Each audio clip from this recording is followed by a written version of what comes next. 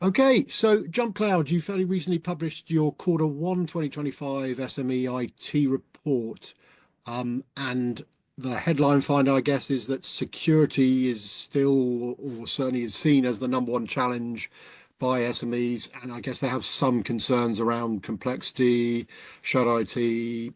Obviously, attacks are still out there, AI. So just, yeah, what, were you surprised that that was the number one finding, or thoughts about security, I suppose? It's definitely a continuing trend. Cybersecurity has been a top concern for SMEs for a while. And that's one of the main reasons why more and more small and medium-sized businesses have been working with MSPs.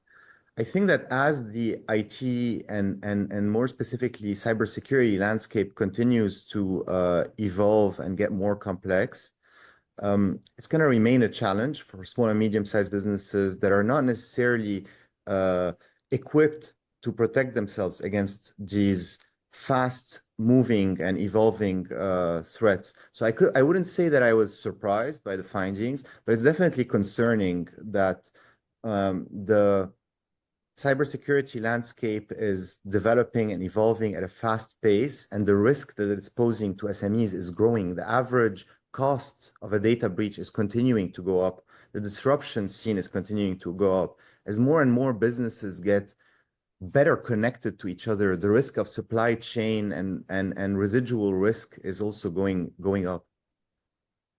Okay, and in terms of sort of some of the specific concerns when it comes to security, one that I hadn't thought about too much, but it seems to be a worry for SMEs, is that if they implement too much security, or I'm guessing, not, shall we say, dynamic security, then it gets in the way of the user experience. So what's going on there when people are concerned about that?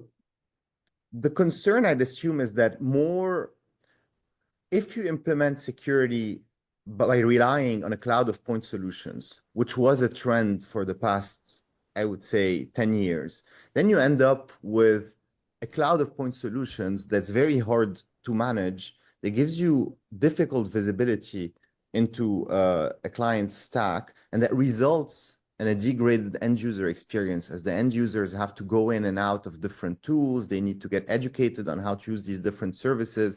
And because of the sheer complexity of the setup that they're operating with, it opens them up to different types of risks, like phishing risks, for example. So I think that implementing security the right way doesn't mean more security equals degraded user experience. As long as companies are thinking about security holistically and are trying to consolidate their approach to different components, like, for example, identity, access, and device management, which is something that JumpCloud directly helps MSPs and small and medium-sized businesses do, there's less need, I would say, to be concerned that more security overall is going to lead to a degraded user experience. Think about it this way. If you're using one service for identity, access, and device management, as an end user, you go to your computer in the morning, you're prompted with an authentication page to unlock the device. That's something that everyone's used to doing, so that's fine, you go in. But then if you have the right setup in place, once you log in to a managed device, then you have access to the cloud applications, networked resources, on-prem applications that you need without going in and out of different tools. It's one seamless user experience. So, and then on top of that, you can implement additional controls like conditional access policies, where you say, okay, if a user needs to access this specific service and they're authenticated to their device from this location on an encrypted drive, then that's fine. They can access it seamlessly as long as they're in their device, then they can access the rest. But if they need to access this applications that's line of business application that's critical, we're gonna prompt them for step-up authentication, even though they might have already proven their identity at the gate. And that in itself feels part of the end user flow. It's not degrading to the user experience, to go back to the previous point. And it's really giving you additional controls to tighten up security at every gate that the user needs to go throughout their day. Okay, and in terms of the other, I suppose, cybersecurity, number one concern, and I guess the other hot topic in the industry is artificial intelligence. The world and his wife are talking about that for sure at the moment. And when the two collide, if you like, I think SMEs, they seem to see it as a bit of a double-edged sword. So they like the idea, I guess, of AI because it can help when it comes to security, but they're understandably concerned that is obviously quite a potent weapon for the bad actors to leverage to make cybersecurity, more challenging as well. So just I suppose your thoughts as to should they regard it as a friend or foe, or how do you respond to AI, I suppose? The latest advancements in AI have been remarkable, right? Business changing. You're able to do way more already than you were able to a couple of years ago with the help of these large language models and the infrastructure of tooling that's been created around them. With every innovation that can touch every aspect of a business, there are risks, and AI certainly has a lot of risks. The one that people are most worried about today is what happens to my data if my employees start inputting it in different types of AI systems? Do I lose my proprietary company data? Am I losing customer information? What does that do to my compliance? All of these questions are very valid. And I think that we've seen more and more companies establish controls that work. Shadow IT management can definitely help with that. And I know we're going to touch on that point in a minute. But it's something that we're going to need to live with. We've already started adapting to living with it out of necessity, because if you're not using AI today, or haven't started or considered using AI today, then you're potentially positioning your business to be at a disadvantage in the coming months and years. Now, the second challenge is how do threats actually evolve when AI is in play? If a malicious party could send 1 million emails, phishing emails in the past, 1,000 of which, or 500 or 100 of which, that were very well crafted and are designed to go after a specific target, which are the ones that tend to be very convincing. How does AI actually change that? And what we've seen is that it accelerates adoption of, or not adoption, it accelerates personalization, I think, of these types of phishing attacks, which make them more potent. And it's definitely a risk. And we've seen a lot of that already in the market. Just me anecdotally also reading on the news about the rise in AI supported phishing campaigns. I don't think that it's going to go anywhere, and we're going to need to live to adapt to that. Now, there's an ecosystem of tooling that's getting developed by various companies that are going to help with that.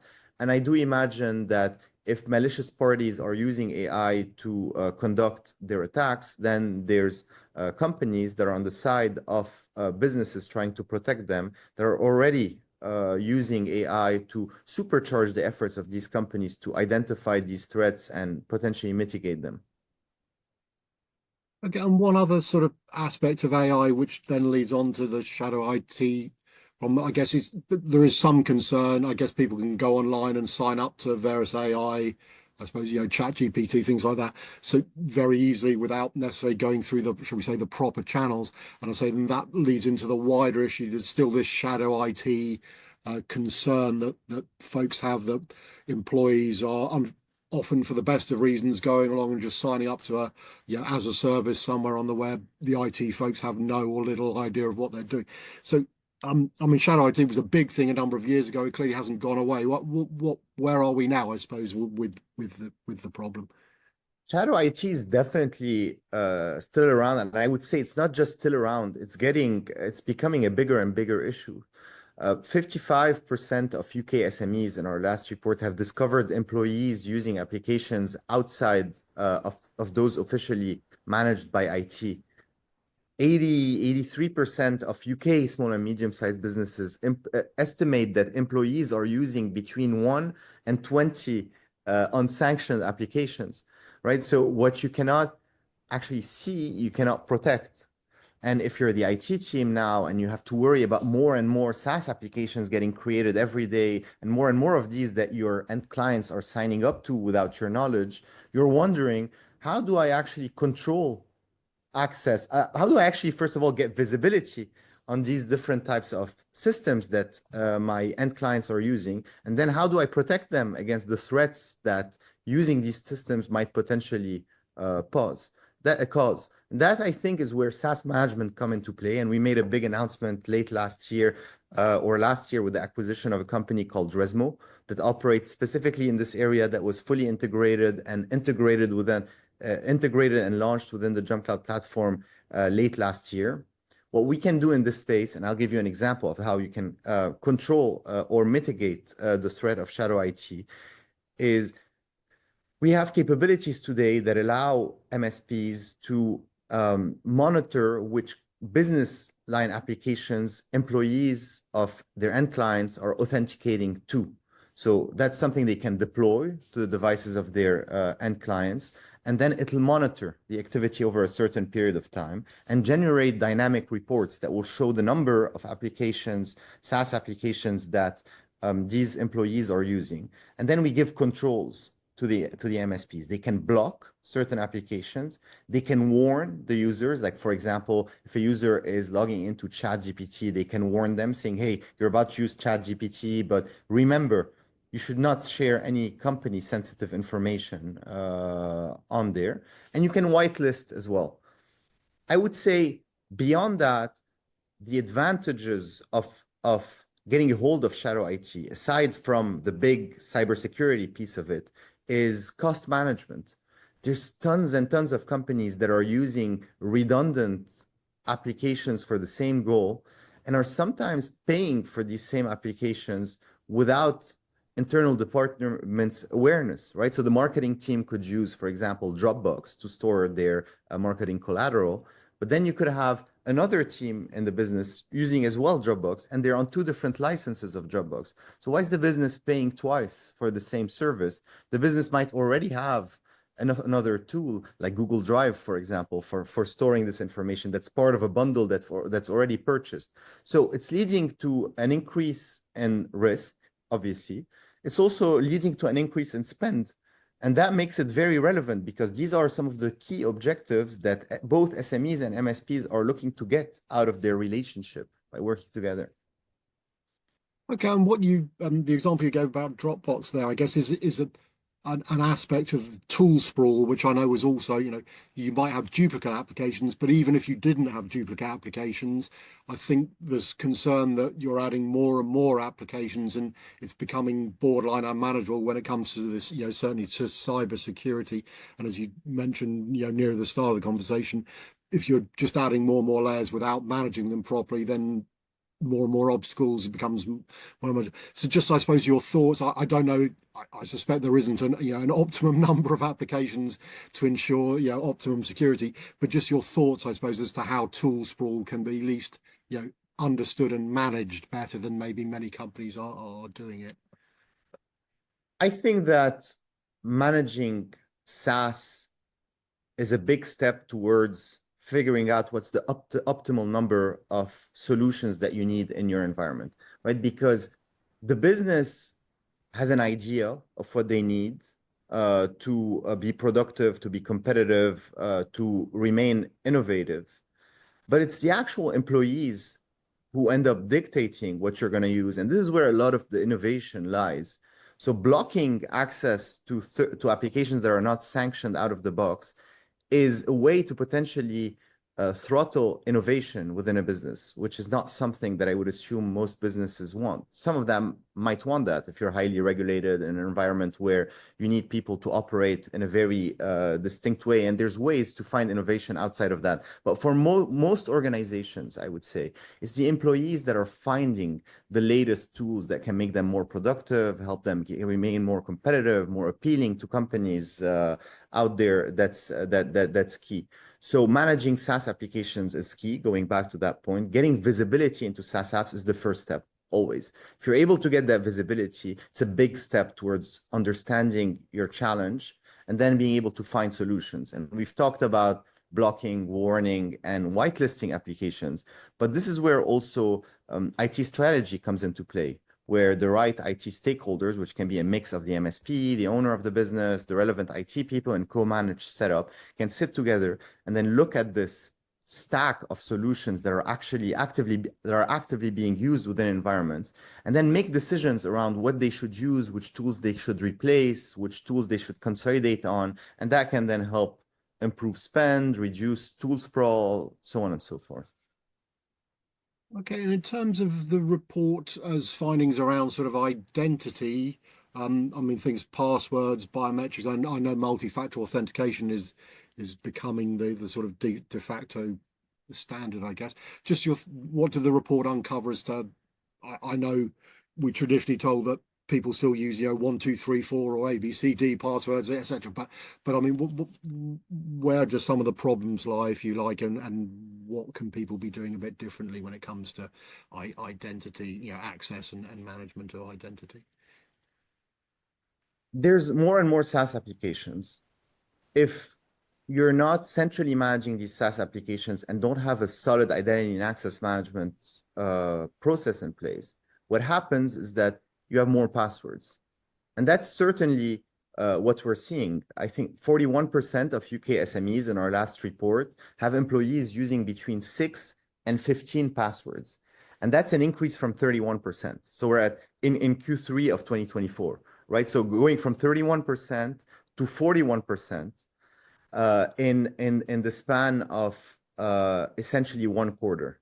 So there's more and more passwords. The more passwords there are, the more at risk you are, because humans are forgetful. They can be sometimes negligent, and they can be sometimes malicious as well. And the more passwords you have within your organization, the more at risk you are. And this ties back to the point where you said weak reused passwords are a big concern today. So SaaS management can help reduce that. But more importantly, effective identity and access management controls are the best way to do that. So if you were to take all these passwords for sanctioned applications, which are the ones you have visibility on, right, then you're able to consolidate them under a single sign-on layer, implement multi-factor authentication on top of that, and then improve the security even further with conditional access policies. These are capabilities that used to only be available to large enterprises in the past, and now they're available through companies like JumpCloud, with the support of our partners, to small and medium-sized businesses that could have anywhere between a couple employees to thousands of employees. And in terms of security investment, I think the report says that it's increasing, significantly. And is that for the right reasons, in the sense that people are, investing in sort of smart solutions, or to the point earlier, are they just sort of throwing money at buying some more tools and thinking that's going to help them? So I guess the question is, are people investing smartly, or just upping their spend and maybe not necessarily working out where they should be spending? What's going on? So there's definitely an increase in cybersecurity spend, right? In the second half of 24, 68% of UK SMEs expected their budget, the IT budgets to increase. When looking at 2025, this has shot up to 80% of UK SMEs expecting IT budgets to rise. And in alignment with that, 76% of UK SMEs expect cybersecurity budgets to increase in the next 12 months. And over half of UK SMEs are planning to invest in cybersecurity tools and services in the next 6 months, right? So you'd think that more spend in IT, more spend in security means that companies are acknowledging the threat, the growing threat of cybersecurity. And as a result of that, improving their protection layers, or their protection layers, to keep them safe from these tools. So the confidence of UK respondents in our last survey has increased when it comes to their ability to manage cybersecurity as a response of IT budget. I think the number was 73% thought that they would be properly equipped, and then now that's shot up to 77%. I think that it's the natural response, right, to a fast evolving channel. Improving spend in general is not always the best way to improve your security. You need to be smart about where you spend your time and money. And we've touched on that in the last couple of minutes, where like it's not just about having tons of tools, it's about having one coherent system in place, or list of system in place that can operate in conjunction to each other and protect you against the different types of threats that are out there. But there's definitely an increase in confidence, which seems to be aligned with the increase in spend. Okay, and I think you mentioned earlier on, and I know the report confirms that SMEs are increasingly turning to MSPs, or I guess the specialist MSSPs, for help when it comes to security. Although some are reluctant, they think they're sort of handing over control, or not visible. So I suppose the question is, what is the opportunity for MSPs in this area, and do they need to be, I don't know, tread softly, or at least be aware that the people their potential customers are quite nervous around this. And it's not good enough to just say, yeah, we're going to come in and take over, sort this out for you, because people want to feel as if they're in control, or at least confident that, the MSP is themselves in control, if you like. Well, yeah, kind of talk me through that landscape if you can. This is an interesting one because you see cybersecurity on both sides of the coin. Cybersecurity is the top reason why SMEs decide to work with MSPs. Cybersecurity is also the biggest concern of SMEs when it comes to their own MSP. They're concerned about how their MSP is managing security. Feels a little bit like a conflicting statement, right? What that tells us, in my opinion, is that cybersecurity is getting more and more complex. SMEs need help. The experts in the market that can help them manage cybersecurity are MSPs. So that's a massive opportunity for MSPs. It remains a massive opportunity for MSPs. It's been a massive opportunity for MSPs for a couple of years now, but more than ever. And I think that it's also an opportunity for MSPs to reinforce their relationships with their existing clients and also grow their business by having more and more clients come to their MSP. And so if you're an MSP today, having a strong position on your philosophy around cybersecurity, having a clear idea of type of controls and management infrastructure that you have around cybersecurity is a huge advantage to differentiate yourself, to retain your customers, and to continue growing your business extremely fast. And do you, as part of that process, is it a good idea to sort of talk your customers through what you're doing?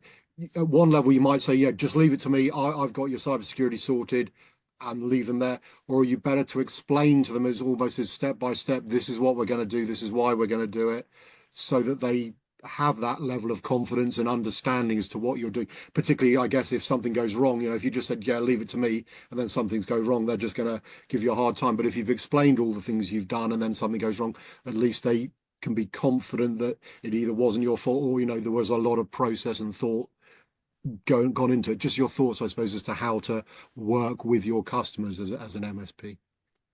So it's about, I think the two big areas here to think about are, do you have the right security controls in place as an MSP to effectively protect your clients? And we've talked a lot about that. But then the second piece is the one you just touched on, which is, do your clients actually know that you have the right processes in place, and do they feel confident about your ability to deliver these cybersecurity controls to us? So I believe that this is an essential part, and transparency, clarity, dynamism, proactivity around your security philosophy, the controls that you have in place, and how you're handling different day-to-day situations is key to reinforce trust in your ability as an MSP, in your ability as an MSP to effectively protect your end clients from different threats. Absolutely. Okay. Just before we finish, sort of complete different tack, if you like. I seen that JumpCloud, you fairly recently or very recently acquired Stack Identity. So as I've got you here, just be good to ask you sort of what was the thinking behind that, and I guess importantly, what is that going to bring to JumpCloud and to your, to the channel MSPs? What more can they offer? And ultimately, I guess to their customers, yeah, just talk us through the acquisition. Yeah, absolutely. The acquisition of Stack Identity is something that we're very excited about. Um, uh, our thinking about it is that we've acquired Stack Identity to fuel an effort to continue innovating in the space of identity security and access visibility capabilities to our platform. The acquisition will enable us to expand the reach of our platform to address identity governance and administration, privileged access management, identity security, posture management, and identity threat detection and response, and cloud infrastructure entitlement management. So lots of opportunities for us to continue innovating, and we're very excited about that, about this acquisition. Okay, it's been great to chat. And thanks for sharing your considerable knowledge and thoughts on the report and the cybersecurity landscape for SMEs and the MSPs that help them. Antoine, really appreciate the time you give me. Thanks very much. My pleasure. Thank you.